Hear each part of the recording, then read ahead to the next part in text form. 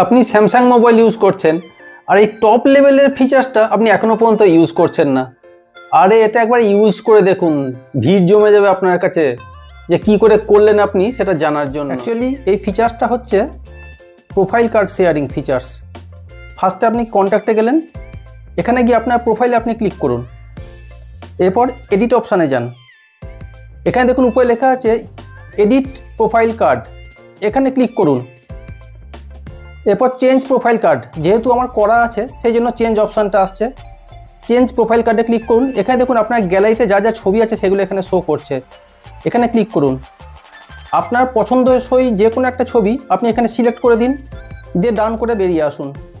তাহলে আপনার প্রোফাইল কার্ডটা আপনার ছবির এগেন্সটে এইভাবে সেভ হয়ে গেল। সেভ করে দিন। এরপর আপনি profile card and picture shared এখানে ক্লিক করুন। এটা বাই ডিফল্ট অফ থাকে, আপনি অন করে দিন, দিয়ে এখানটা একটু রিফ্রেশ করে দিন। Just refresh contact list refresh করে দিন, ব্যাস তাহলেই হয়ে গেল আপনার প্রোফাইল কার্ড এইভাবে তৈরি। এবং যারা আদার্স স্যামসাং ইউজার আছে তাদের কাছেও আপনার এই ছবিটা পৌঁছে যাবে। আর এরপর যদি আসেন এই অটো জুমিং, এই যে ছবিটা একটা জুম হচ্ছে জুম আউট হচ্ছে, এই সিস্টেমটা যদি করতে চান তাহলে কি করতে হবে সেটা দেখিয়ে দিচ্ছি। আপনার ফোনের অ্যালবামে গিয়ে আপনি একটা ছবি সিলেক্ট করলেন, এরপর উপর দিকে একটু স্ক্রল করলেই দেখবেন একটা অপশন আছে লাইভ এফেক্ট, আপনি এই অপশনটাতে ক্লিক করে দিন। এই দেখুন অ্যাডিং লাইভ এফেক্ট,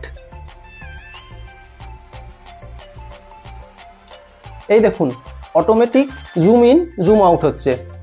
এবার সেভে কপি করে দিন আপনি। এরপর আপনি আপনার প্রোফাইলে আবার ক্লিক করুন, এডিট অপশানে ক্লিক করুন, এডিট প্রোফাইল কার্ডে ক্লিক করুন, চেঞ্জ প্রোফাইল কার্ড, এখানে দেখুন এই ভিডিওটা চলে এসছে, এইটাকে সিলেক্ট করে দিন। দিয়ে যদি এটা বড় দেখায় এখানে ট্রিম অপশান করবেন, ছোট হয়ে যাবে, দিয়ে জাস্ট ডান করে বেরিয়ে আসুন। সেভ করে দিন এবং পুনরায় রিফ্রেশ কন্ট্যাক্ট লিস্টে ক্লিক করে দিন।